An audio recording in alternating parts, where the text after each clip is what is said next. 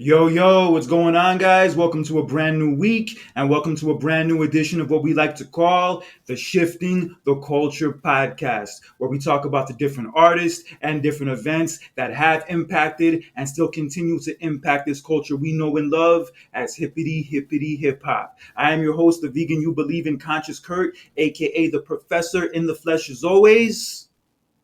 And this is King Khan, aka the Evil Genius, live and direct once again. What's going on, King Khan? How you doing? I'm kind of tired, man. Not gonna lie, man. This damn daylight savings. I'm kind of sick of this shit. I don't know why we keep doing it because everybody has to get like their lives readjusted to the shift and whatnot. And I hate when it gets dark early. So I don't see the point of this damn daylight savings time. Hey, when it gets dark early, it's not dark early anymore. It's gonna get dark like it's 7:30 now. I know, but I just hate that when we turn the clocks back and then it gets dark at like 5:30, 6 o'clock in the afternoon. Like feels like the day is pretty much over. But I like when at least they should just keep it how it is now, so that way it gets dark like around 8 or 8:30 or something like that. So that way you have more time to enjoy the day. Like it just I don't know. I just hate it. Yeah, I hear you, but personally, I didn't mind it so much. I woke up like at 5 in the morning. I already went to the gym and worked out, so yeah, it hasn't really bothered me. At least not yet. Yeah. Well, I lost the hours of sleep, so not too happy about that. It is what it is. You'll be fine. You'll get it back. Yeah, I'll be all right.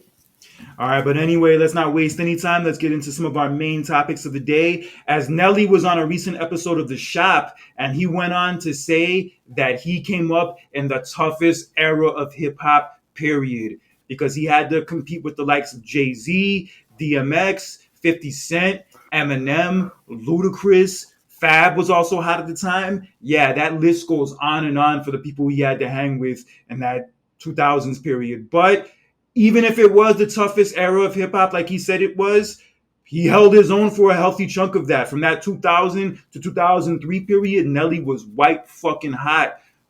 And for him to still hold his own in that period of time, that says a lot about what the fuck he had to offer.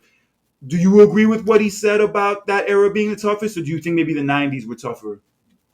The '90s, as far as ability and lyrical ability, I would say the '90s definitely will get the heads up. But as far as what Nelly, I think Nelly was referring to like selling albums because that era definitely was, I would say, the most competitive in hip hop as far as selling albums because you had Jay-Z who was going multi-time platinum, Eminem who was selling a ridiculous amount of records. Also, DMX was up there. Ludacris, Ja Rule, all of them had really big singles, really big albums, and they were selling a lot. And then they had really great videos to go along with those albums, made them like household names. So they were definitely up there. I would say Lil Wayne a little bit, but he didn't reach his really prime until like I would say until like the late 2010s. I would say the late 2000s. That's when I would say Lil Wayne started selling like a bunch of records for solo albums.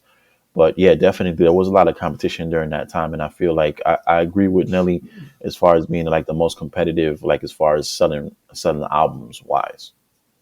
Yeah, because albums were a big deal back then, especially like in those early 2000s year. Yeah, in some ways, you lived and died by album sales. I mean, I know it's different now. I know the metrics have changed a lot, but yeah, back in that era, yeah, you really had to sell records in order to really, make noise and, be relevant.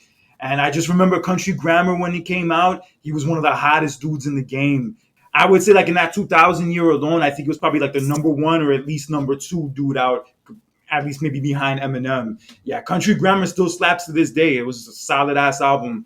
And even Nellyville, I know you're not a personal fan of Nellyville. I remember you saying that back then. But Nellyville Yeah. also fucking made noise with Hot in Here, Air Force Ones, and fucking Dilemma. Dilemma was fucking huge, man. Dilemma was like probably arguably his biggest hit.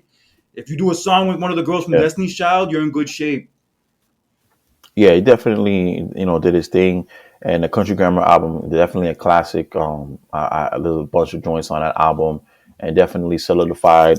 Nelly, he wasn't just like a one-hit wonder dude who just came out of nowhere with Country Grammar, and then, he had some like gimmicky or catchy songs that blew up. No, he's actually a solid artist. He had some depth to his album, touched on some real topics, and yeah, just show people where he was from, and it was dope to see him evolve, and he was able to make music that touched different people in different genres and different all walks of life. So yeah, definitely a great artist, and he definitely deserves the flowers that he's gotten, and he sold like a bunch of records, man. Like I remember reading one time that he was like up there as far as like selling the most records all time in hip hop. So he's definitely going to go down in history as one of the highest selling artists of all time as far as in hip hop. Yeah, he was number 4 on that list, I think, behind Eminem, Jay Z, and Pac. Yeah, that's fucking impressive, man. Yeah, and people don't realize that, but yeah, he definitely when he was on his run, like there were not many artists that were as big as him when he was making his run when he was out in like the 2000s.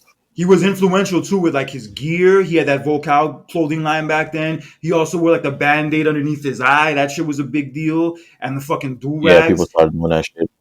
Yeah. Yeah, he was very influential, yeah, during those years. Yeah, he had a hot run. I mean, he kind of fizzled out after a while. I think I remember like after that country album he came out with, he wasn't really as hot anymore. But those first 2 albums, Country Grammar and Nellyville, yeah, he was one of the hottest dudes in the game.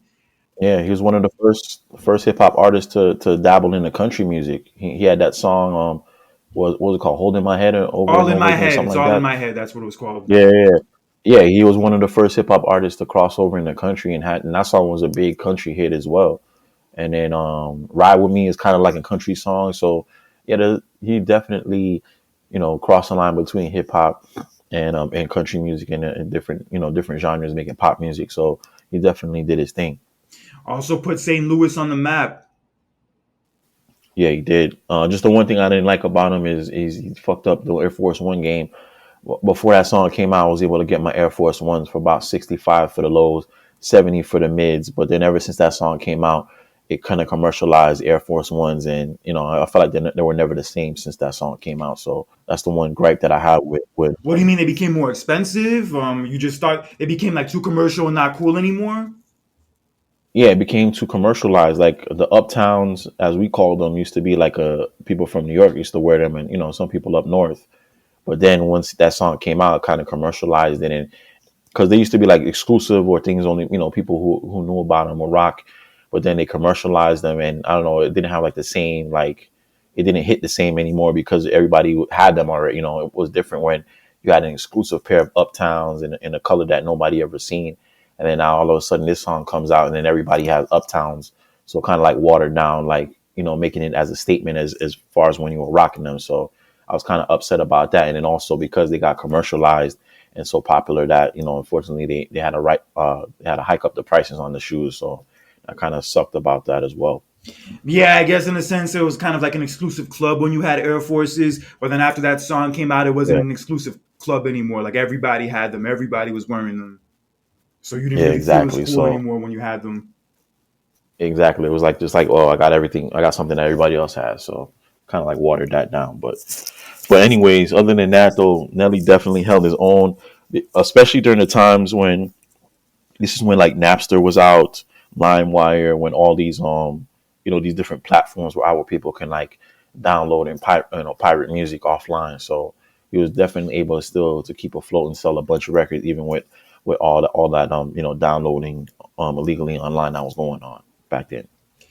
Yeah, and he's not lying of that era, like being super competitive with, yeah, with Jay being at his peak at the time, DMX especially being at his peak at the time, Eminem, also 50 who came later, Lil Wayne eventually who came later, Fab was also doing his thing during that period, Nas was still popping at the time. Yeah, he's not lying when he said he really had to like, fight for real estate in those years because yeah, he was definitely dealing with a lot of competition, but considering that he sold the records that he did and the fact that we're even still talking about him now shows that he really did hold his own and that he also earned his place in hip hop history for that regard. Yeah, he definitely carved out his own lane, and yeah, it's just dope to see him, reach this level, and he came out of nowhere.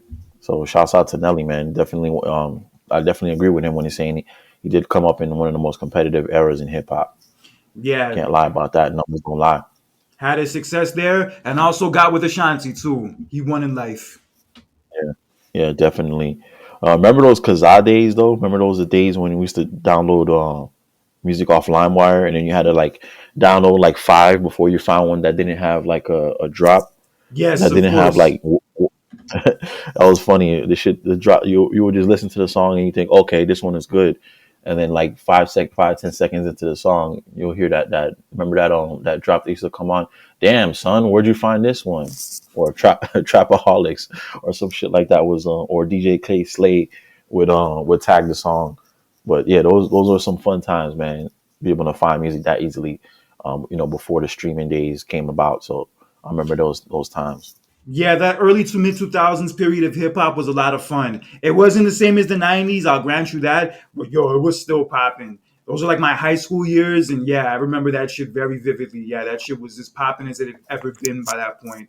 And yeah, part of me does miss those days. Yeah, definitely a great time in hip hop. So another golden era in hip hop. So from one legend in the game to another, Steve Stoute was recently on the most recent episode of Club Shay Shay with Shannon Sharp, and this interview was about 2 hours long. And I have to say, it was probably one of the better ones that Shannon Sharp has done. They pretty much went from multiple different locations, including Queensbridge. They fucking went to Queensbridge and had a conversation, and even FaceTime Nas during the conversation they were having. And they went to like different rooms where Steve Stout was showing Shannon Sharp like a collage of like all the albums that came out just from the year 1988 alone, and also like the plaque of the Men in Black record that he worked on with Will Smith. And yeah, they were like driving around different neighborhoods like Brooklyn, Queens. They were also sitting in the studio talking. Yeah, it was a really dope ass interview. I really gained a lot from it. I really gained a lot from it and also really learned a lot from it too. That Steve Stout dude is mad smart. He's been around forever. He's pretty much worked with everybody, not just in music, but just entertainment. This dude has definitely seen a lot, accomplished a lot, and definitely a dude you can learn a lot from hearing his story. Yeah, it was definitely one of the best interviews. I liked how it wasn't just a standard interview where they're just sitting in a room and the interview's in one spot the whole time.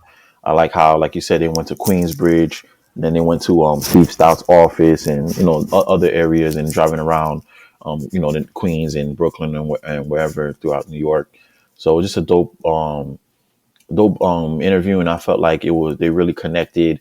It looked like they spent like the whole day together and kind of learned about each other. So it was just a dope interview, and it was good to see Steve Stout because you heard about him throughout the years. People rapped about him in songs, and he managed Nas and worked with Jay-Z and Biggie and pretty much all the greats. He's worked with them in some capacity, and it was great to hear like his backstory, how he came up in the game, like some of the deals that I forgot about that he was involved with, like the G Unit sneakers, the S. Dot Carters. He was involved with that. There was a lot of different business ventures and things that he had his hands in that helped push hip hop culture forward. And he had a dope vision for a lot of things, and he helped put some of the greatest producers, the greatest albums together, and the greatest like advertise marketing together for some of our favorite artists. So definitely shouts out to Steve Stout, and he definitely touched on a lot of different things in this interview. So it was definitely a must watch interview if you haven't checked it out already. Yeah, he talked about the 50 and Ja Rule beef, how like that initially got started, and how like they're probably never going to be friends again. Not really much of a surprise, but interesting to get his perspective on that. Also, what was interesting was Yeah. when he talked about the Jay Z and Damon Dash fallout. He pretty much confirmed everything I said on this show a few months ago about how Jay Z eventually got tired of like Damon Dash's behavior and Damon Dash's approach to things. So yeah, I definitely called that shit. That probably Jay Z eventually had enough of it and was annoyed by it and just wanted to distance himself from it. That was interesting. That story was also interesting. Also, that story about Kobe, where he talked about one time him and Kobe were like at a bar, and then Kobe was like loudly making fun of this one dude who was like a made guy or like Oh a yeah. hard ass dude. Steve was like telling Kobe to calm down and like keep it Pause. low, and Kobe was like, "Nah, fuck that. I'm gonna keep making fun of this dude." And then like when the dude called Steve Stout outside to talk to him about Kobe's behavior. Kobe went outside to check it out, and then I think Steve Stout asked Kobe to leave, and Kobe said, "Nah, I'm not going anywhere." And like he said, from that point on, he knew that like Kobe is a different cat, and like Kobe does not back down from anything. Yeah, definitely. Kobe was definitely a different animal, man. So R.I.P. to Kobe, man. Definitely missed. Definitely one of his kind. But yeah, definitely Steve Stout touched on how 50 Cent and Ja Rule, how their beef started, and how like how whenever never go away. They'll always have some kind of animosity towards each other. And then also, yeah, you're right. I feel like Jay Z did kind of outgrow Dame Dash and the rest of the Rockefeller team. Felt like he had a bigger vision for what Dame Dash had. I felt like Dame Dash, sometimes in life, people are around just for like a season or just so you can learn certain things. They're not meant to be a part of your life, forever. So it was dope how, they did their thing and had their run with Rockefeller. But as you can see where Jay-Z's now, like Jay-Z had a bigger vision and he was destined for bigger and greater things. And sometimes people are not made to make that ride with you. Yeah, he kind of put it in the sense that when you're 16 and you're hanging out with your other friends who are also 16, when you guys grew up to be 19, 20 years old, and you see that they're still acting the same way that they were acting when they were 16, it's like, yo, I can't be hanging out with this person anymore. I went through that myself with some friends in high school who, like, after high school, I saw that they were still acting the same, and I was like, yo, I can't do this shit anymore. Yeah, I can't hang out with this person anymore. So yeah, I could definitely see that happening with Jay Z and Damon Dash, especially Damon Dash's approach to things. But in more positive stuff, some of the stuff I like that he talked about was betting on yourself, about how, like, even if you get like a nice record deal or you get hired for like a high salary or whatever, if you know you're worth more and if you know you can make more in the long run as opposed to just settling for something short term, then you'll reap the benefits. You'll really reap the benefits. Yeah, that shit, like, I kind of felt like I needed to hear, especially that, yeah, something like that, like advice like that, you can really learn from and can really do a lot of people good if they listen to it. Because yeah, look how this dude turned out. Look at what this dude's accomplished. Look at the countless fucking people this dude has worked with and made history with. It shit's insane. Yeah, shouts out to Steve Stoute. And another thing that I remember that they showed in the interview was, remember that helmet that they made for people who are deaf, so that way they can see like the different plays while they're playing football. So I thought that was a dope concept and a dope idea that he worked with the NFL. I'm sorry, not the NFL, but the company that makes the helmets. He was able to create that for some of those kids who go to colleges where they're harder hearing. So that was definitely like a dope thing that he did. And yeah, he has hands in a lot of things. He worked with the Knicks. He has his United Masters where he helps like independent artists like distribute their music, through different platforms. So he definitely does a lot for the culture, and definitely somebody who should be celebrated and should get his flowers for all the compliments, all the things that he's contributed to the culture. Also, shout out to Shannon Sharp. He's like becoming one of the best journalists in the game right now. This dude really knows his shit. This dude definitely takes it seriously, does his research. Yeah, he's definitely one of those Yeah. dudes I want to strive to be like eventually. Yeah, he is definitely not like, I thought it was going to be like, interviews with football players or other athletes, but yeah, he's shown his range. He's interviewing different type of people, and he's getting a lot of like, good content out of the interviews that he's conducting, and he's getting the right people. I wouldn't think that him and Steve Stout would have connected, and he would have went to Queensbridge, to do the interview. So just a dope interview all around, and I'm looking forward to seeing more interviews from Shannon Sharp and see who else he interview next. Yeah, even certain points when Shannon Sharp was asking questions, Steve Stout was like, "Yo, how the fuck do you know this shit?" And he's like, "Yo, it's my job to know this shit."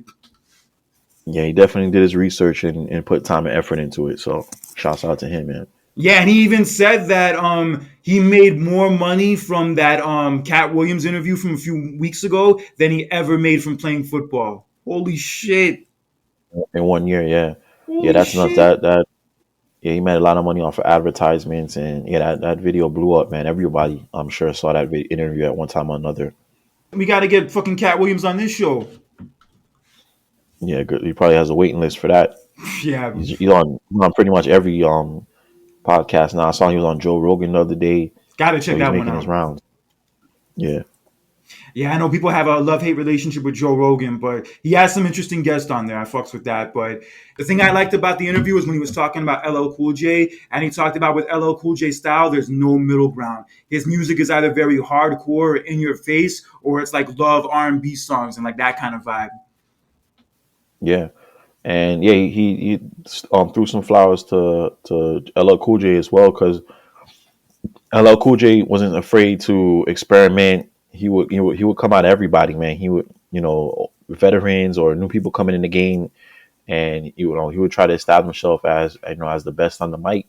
And look where he is now, like 30, 40 years later, he's still relevant.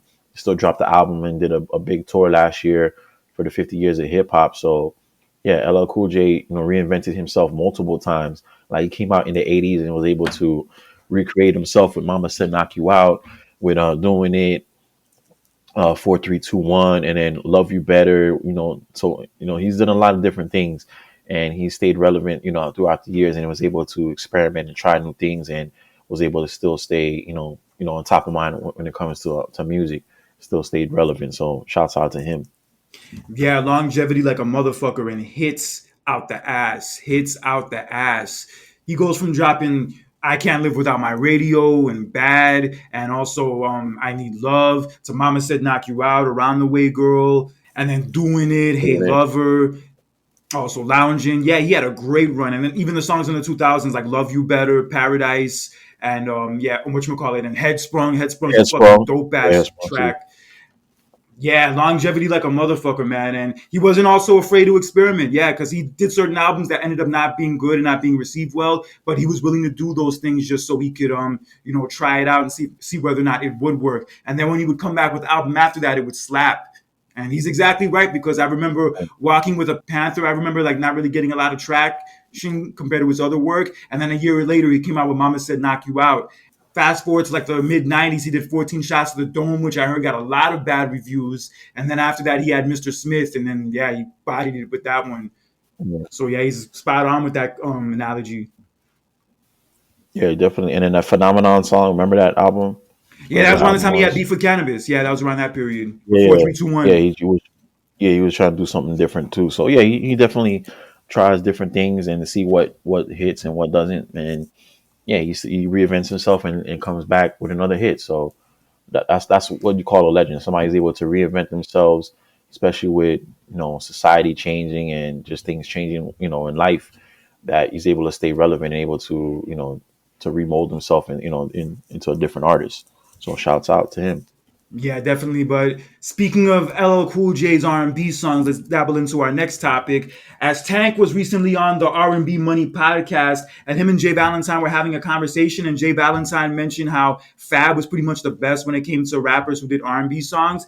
And Tank went on to say point blank period that there's no one who raps better on R&B than Fab. Nobody. And obviously, this sparked a lot of debate, a lot of back and forth about whether or not he was spot on with his analogy or not. Some people said he was right. Other people mentioned other names such as Wale, LL Cool J being another name, also Drake, Rick Ross. King Khan, did you agree with what Tank said about Fab, or do you think there's somebody who you would more have in mind for that comparison? Yeah, I don't think there's anybody else that I don't know that's been as consistent as Fab. Yeah, you said some names like Drake and some other people, but yeah, when it comes to in that being in that pocket with the metaphors and I don't know, I just feel like Fab just does it better than everybody else. He just has a different vibe, and he can keep it street, but keep it like something for the ladies that the ladies would like at the same time. So he's able to walk that fine line. So yeah, I kind of agree with Tank and Jay Valentine saying that Fab is kind of like the best on rapping on those R&B tracks. But LL Cool J, I would say he makes his own R&B tracks. But I would say Fab is better at like as a feature. Like he's been on a lot of songs where he's been featured on the track, and he's also made like hip hop songs that can be considered R&B songs as well. So like the Tamia song, that was a big track. I'm trying to think of anybody else who's on that level as far as R&B. Is there anybody else that you can think of? I mean, Nelly had a few. Even 50 did a couple of them. Even 50 had like 21 questions. Also, if I was your best friend, I think he had that one also. I'll say the top three would be Fab, LL Cool J, and Drake. I'll put those as the top three with that category. Yeah, you could definitely put Drake up there. I just think Fab is just a little bit. I think he's been more consistent because like Drake sometimes when he'll go on an R&B track he'll sing sometimes. As far as like rapping, yeah, I got to give it to Fab. I feel like he's able to dabble in both, and yeah, he just makes the song hotter, and he kills the song with his punchlines and his flows, and I don't know, he just mad witty with his bars. Like he'll say something that's relevant, that's going on, like that just happened like last week, and he'll include it in one of his rhymes. So I just feel like Fab is that's his pocket, and that's where he shines best. I think is on those R&B joints. Yeah, he bodies it. I remember Traded All, the original Traded All, not the one with Diddy. Yeah, I love that track from the very first time I heard it. I know the original one wasn't a single, but just the shit he was kicking on there and also Jagged Edge being on the hook, I knew that shit was magic. And then he would go on the second album to have Can't Let You Go. Can't Let You Go is the shit, son. Can't Let You Go is my Yeah, fucking jam. Also, So Into You, the Tamia song. Honestly, between the one that Tamia had originally in '98 and that one, it's hard for me to pick which one I like better. I'm dead ass. Hard for me to pick which one I like more. yeah, they're both pretty good, yo. I like the Tamia version. I also like the Fab and Tamia version. I could have sworn there was an Ashanti version also. There was, yeah. Yeah, Originally, there was an Ashanti version, but then they had another version with Tamia. yeah. So yeah, definitely. Fab's been doing this thing, man. He's been consistent. We definitely need on the album though. Like it's been too long. We need something, man. Also, how can you forget about one of his biggest hits, Make Me Better with Neo? That song was fucking Yeah, huge, son. That was like one of the biggest records of the whole year. And probably yeah. his Make me biggest hit, period. put it in the bag too. Was another big one. Throwing in the Bag was hot too, but I would say it's like as far as like R&B love songs, yeah, Make Me Better was definitely probably his peak. Wasn't he on that Bird song, the Chris Brown song? All that Bird? bullshit for the birds. You don't remember that song? Oh, Deuces? No, he wasn't on Deuces. He might have been on a remix, but he wasn't on the Yeah, he original was on a one. remix. He was on a remix. He was on one of the he was one of the R&B remixes of that song. I think. Yeah, he might have been. I'm Yeah, pretty he's done a sure. bunch of those. Also, those songs with Lil Mo. I remember he was on Superwoman. That's like actually when I first saw Oh him. yeah, Also, that was that on the Forever song she had. Yeah, he's been on a bunch of these R&B tracks. Yeah, there's no argument for me as far as saying there's nobody better that raps on R&B beats than him. Yeah, I will not argue that.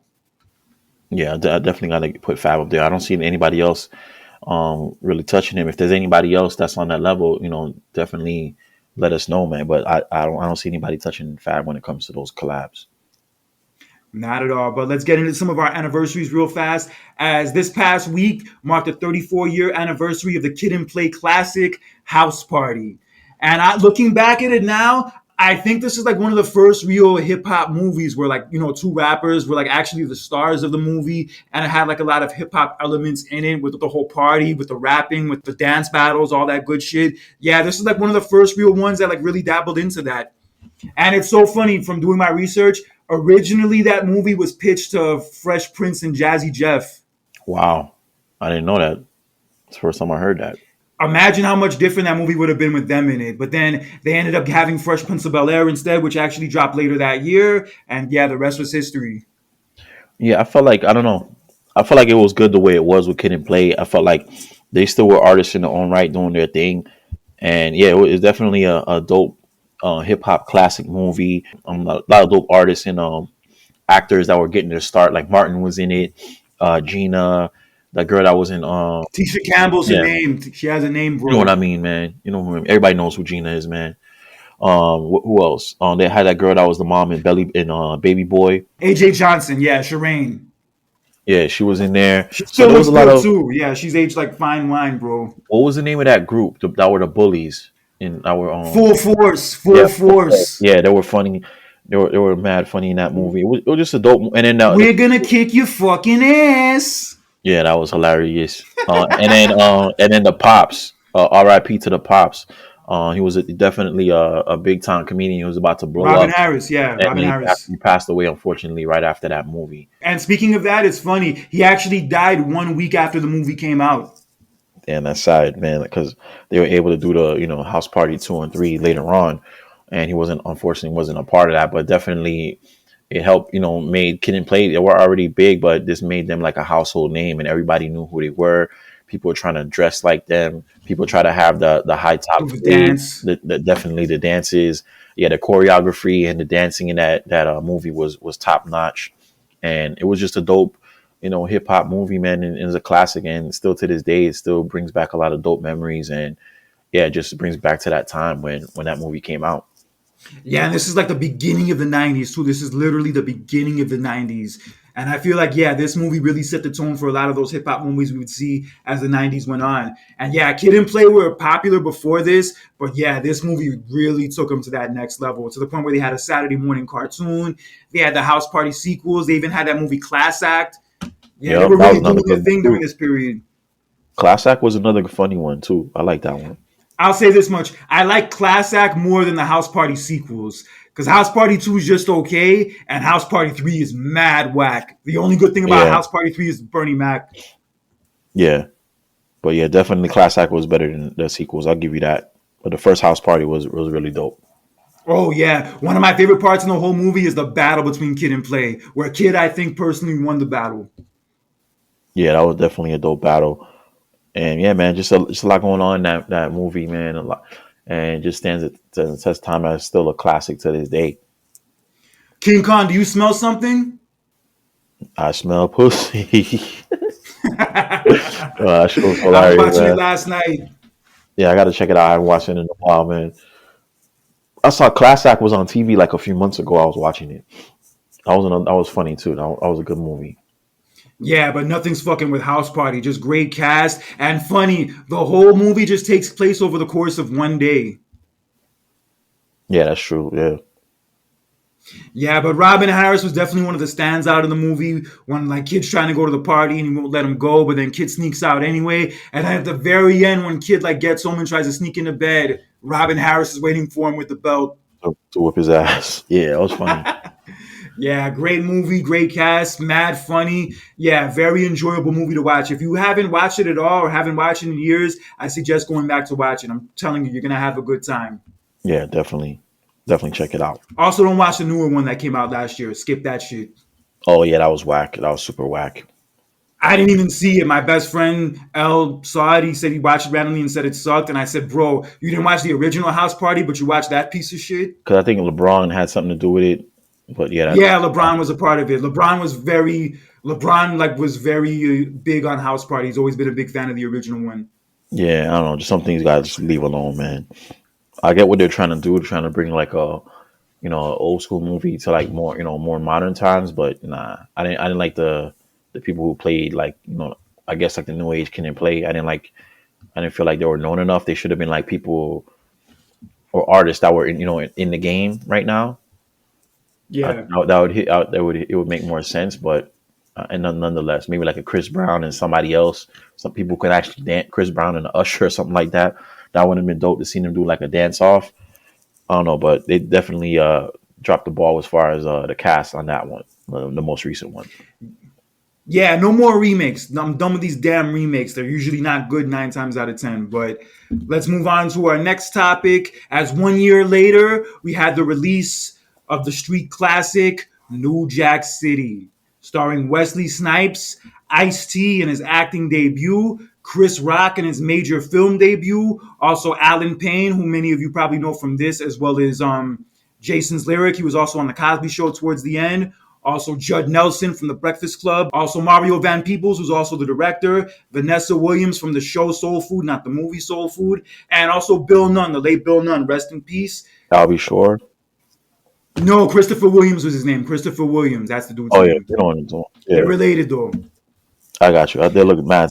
Yeah, But yeah, great cast. And this is one of those first real street movies that came out in the early 90s from Boys in the Hood, Menace to Society, Juice. This was the very first one that dropped. And it really captured what was going on with the crack epidemic in New York in the mid 80s and also the drug dealers and the drug organizations that were running shit during that time. And I just got to say kudos to Wesley Snipes for playing one of the best villains I've ever seen in any movie, period. The Nino Brown character, as cool as he is, as fly as oh he is, yeah, and as powerful as he is, that dude was rotten to the core. And that's what makes for a good villain when they have no zero redeeming qualities. yeah. Shout out to Wesley Snipes. Definitely one of his best performances, if not the best performance of his career. Definitely you know, sold the character as Nino Brown as like one of somebody you definitely don't want to mess with. And yeah, it's just a dope way that he portrayed that character, and it definitely believable and felt like something bad was gonna happen when he was around. So he did his thing. Also Pookie, aka Chris Rock, It definitely it was like his debut, and he definitely killed that role as the crack fiend. You also had a lot of different other people in the in the movie that did their thing, and it was just a dope story. And like you said, it was one of the first like gangsta hip hop movies that we had, and it still holds up to this day. It's still a great movie, and it's still like dope to go back and watch it and see what happened. But yeah, definitely a dope movie. Just that scene at the beginning of the movie alone when that dude gets dropped from the bridge. From Yeah, that point on, you know you're in for it because like just to start a movie that way, that definitely sets the tone like a motherfucker. And then right after that, they have the chase scene with Ice T and Chris Rock when Chris Rock tries to rob him, and then Ice T shoots him. yeah, Yeah, having Ice T as the cop was a great idea because to make Ice T go undercover with the CMB and make it believable, yeah, he was the perfect person for that role where he could like be believable being undercover with them and also actually being a cop. it led to Ice T's career into SV. What was that show called? Law and Law and Order. Order, SVU Law Yeah, and Order. Yeah, he probably would have never had that if it had not been for this. yeah. This is definitely that role that kind of made me like said, show I could play this type of character at a really high level. And yeah, it kind of was like the launching pad of him getting into Law and Order and to doing other shows. So, shouts out to Ice T. But yeah, it was definitely a star-studded cast. A lot of hip hop R&B acts that were in the movie. A lot of actors getting their start, and yeah, it's just a dope movie all around. Great villain, great soundtrack, great music. Yeah, it was it's dope all around. There's nothing bad to say about that movie. Yeah, the soundtrack was incredible. And even a lot of the artists on the soundtrack were in the movie. Like Christopher Williams being one example. He had that song I'm Dreaming. Also, Keith Sweat was singing at the wedding. They had guys performing at the New Year's Eve party. They had Troop and Levert singing the theme song to the movie, like outside of the Carter building. The living just enough, Oh, I remember that song. I love living just for the city. I'm living, living, living. Yeah, she was mad fire. And it's so crazy how influential that movie is. The Cash Money label pretty much got their name from that movie. The CMB, the Cash Money Brothers, Yeah, that's where they got it from. And also the Carter albums from Lil Wayne. He got that from New Jack City also. The Carter yeah, because the building car. being the one they took over. Yeah, exactly. So yeah, definitely influential movie in the culture. It still holds, the test of time. Years, 30 years later, it's still dope movie to watch. And definitely something to go check out if you haven't seen it in a minute.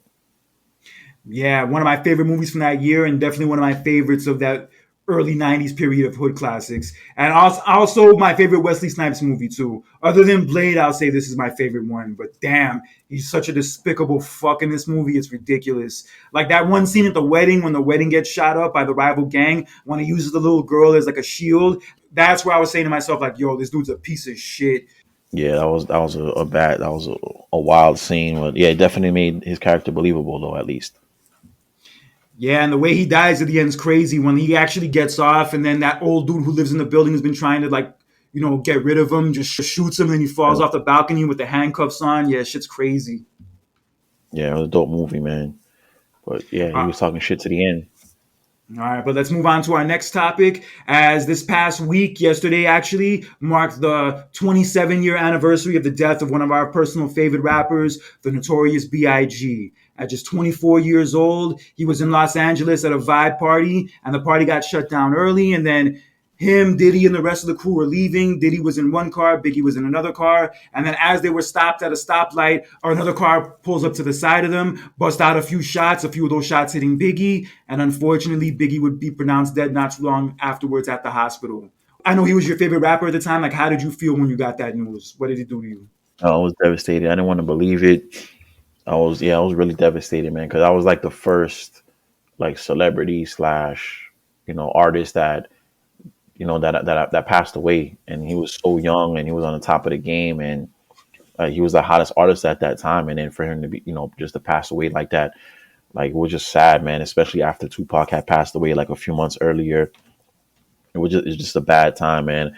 I was like really devastated because like that was my favorite artist, and I didn't want to believe it. I had one of my friends call me. I remember this like it happened yesterday. He called me and was like, "Yo, did you hear what happened to Biggie?" I was like, "Nah, what happened?" He's like, "Oh, he died last night." I was like, "Nah, you're lying." Then I turned on MTV, and then it was like that MTV breaking news, and it said last night in Los Angeles, Notorious B.I.G was gunned down I was like, what the hell? I couldn't believe it, man. I was shocked. I was hurt, and I don't know. I can't believe it's been 27 years since he passed away. Felt like it just happened like recently. And yeah, man, just like he was on top of the world. He was already like the biggest artist, but with this album, Life After Death, he was gonna take like that next step, and he was gonna, go to that next level, and he was just, taken out before he can reach that level and see the success of his second album. So it's just sad, and yeah, and just yeah, it was just taken too soon, and he was one of those artists that I don't know. It's hard to compare, man. There's not an artist that was on that level as far as rapping, like Charisma out the with ass. charisma, being witty with his bars. He could talk about conscious stuff. He could do the commercial stuff. He could do the party stuff, the hardcore street stuff. So he could do a lot of different things, and it was just a dope artist. And he was taken way too young, only at 24 years old, and it feels like he was like 30 or something like that, based on all the accomplishments that he did within a short career that he had. But it just sucks that he was just taken so young at a young age, man. Yeah, way too soon. 24 years is not nearly enough time to be on this earth. And yeah, he had a lot more to do and just died over some senseless, toxic bullshit. That's the saddest part of it all. He just died pretty much for nothing. And yeah, he had so much more to do. He just had a fucking baby and just kind of got back together with his wife. He had another daughter also. He had friends, family, his mother especially, who loved and cared about him. And yeah, just terrible that he got taken out that way so soon. And yeah, his second album was literally about to come out in 2 weeks. He was in LA promoting it, also trying to put an end to the East Coast West Coast beef, which he alluded to in that Rap City interview that we talked about a few months ago. And he even said he was in a good place in his life at that point. He said he was like really happy, really at peace. And right when he's like in that place, in that good place in his life, he gets taken out. Yeah, it's tragic. It's a damn shame and crazy, but not crazy. 27 years later, we still have not found out who killed him, and whoever has killed him has not been brought to justice. I kind of know who did it, but that's another story. But either way, though, like I felt like he should have never went to L.A., especially with all that stuff going on. His Like intentions it were was good. just a I few months respect earlier. I respect him for doing it, even though he was walking into enemy territory in a sense. I respect like what his mission was and what he was trying to do, but unfortunately it led to his demise. Yeah, I don't know. I just feel like it was like the thing. Everything was still fresh. Like Pac had just died a few months ago. The East Coast West Coast beef was still a thing, and I feel like things didn't die down enough for him. Maybe like if you went like a year or two later, maybe you can get away with it. But the thing was still fresh. It just happened a few months ago, and I'm sure a lot of people thought that Biggie and Bad Boy has something to do with Pac's murder. So it just wasn't. I don't know. I understand what he was trying to do and his intentions were good, but that's not how the people in LA were going to look at it. Where you're not in your home area, so you don't know the areas, you don't know the side streets, you don't know really where you're at, who you're with, and you can easily get taken out. Like if you don't, you're like in the wrong place. So I just felt like just wasn't the smartest thing to do at that time. Yeah, and he was getting a lot of like anonymous death threats at the time and all that shit. Yeah, it sucks that it went down that way. But yeah, I get where you're coming from about maybe him like waiting a little longer to go there and all that. Unfortunately, it went down that way, and unfortunately, we lost a great artist, and more importantly, so many people lost a great friend, father, husband, son in his mom's case, all that good stuff. Yeah, it's just unfortunate, tragic, and just never needed to happen. Him, also Pac's death, yeah, just never needed to happen, and it's very sad that it did. Yeah, who know where he would have been at, if he never passed away, like him and Pac. They were already the biggest artists. Like how much bigger could they have gotten, if they were still alive and never, passed, got killed so young, man. They were only 24 years old, man. They're like super young. They didn't even reach like they didn't learn anything, learn much in life yet. So it was just nuts. Yeah, but rest in peace to both of them, specifically Biggie. And I'm gonna be jamming to some Biggie a lot today. Yeah, for sure. All weekend. Even Hypnotize, your favorite song. Nah, definitely not that song. All right, but and in our last anniversary, let's fast forward to 9 years later, as this past week marked the 18-year anniversary of 3 6 Mafia winning the Best Original Song Oscar for of all songs, "It's Hard Out Here for a Pimp." Holy shit! Who would have ever thought in a million years that a song that would win an Oscar would be a song with that title? Yeah, I'm still shocked that they won. Did put that on your resume, like, yo, we're artists and we won an Oscar. That's big. That was a big time moment in the culture, and kind of led to other artists dabbling into movies later on in their career, like especially 50 Cent, what he's doing now with the Power series and the other BMF and all the other shows that he's creating. And it's just dope to see, like, artists that we grew up listening to, and to see them, get into different things other than, outside of music. It's just dope to see their, how they evolve and how they grow, and how they're still, they're still got talent, and they can still, make noise in other, other avenues.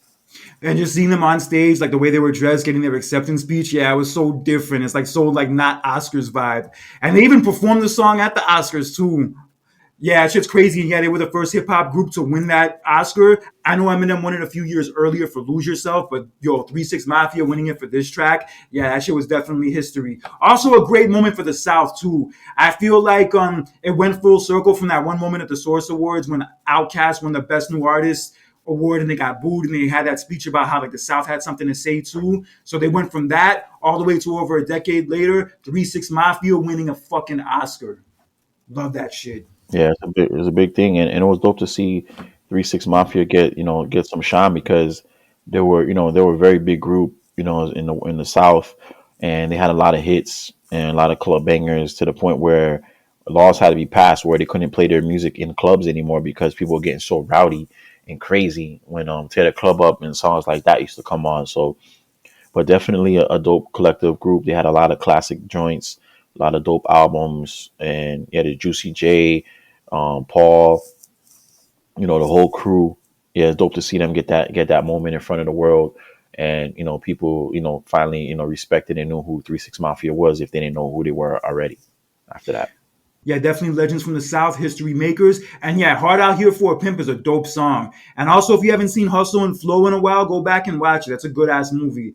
I feel like for the East Coast they had New Jack and Juice, West Coast they had Boys and Menace, and for the South they had Hustle and Flow, and also ATL, the movie ATL. I'll throw in there too.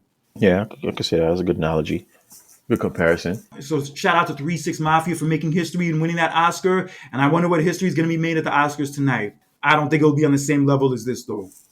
No, but definitely, inspired, like, other artists to dabble into movies and whatnot. So yeah, definitely movies and rappers and artists go hand in hand, as you see. Before we get out of here, King Khan, let people know of some of the new releases they have to look forward to. Yeah, this week been kind of quiet. We do have a couple new singles. We have the new artist called Four Bats, who's been making a lot of noise online. He just recently signed an EP deal with Drake's OVO record label, so he'll be dropping some new music. I'm pretty sure soon. But one of his biggest tracks, Act Two, Data 8, Drake just jumped on a remix, so you should go check it out. And see for yourself, but definitely be on the lookout for Four Bats. He's definitely making some noise over the last few months and going viral. And then also we talked about it earlier. Tank dropped a new track featuring Fabolous called "Before We Get Started."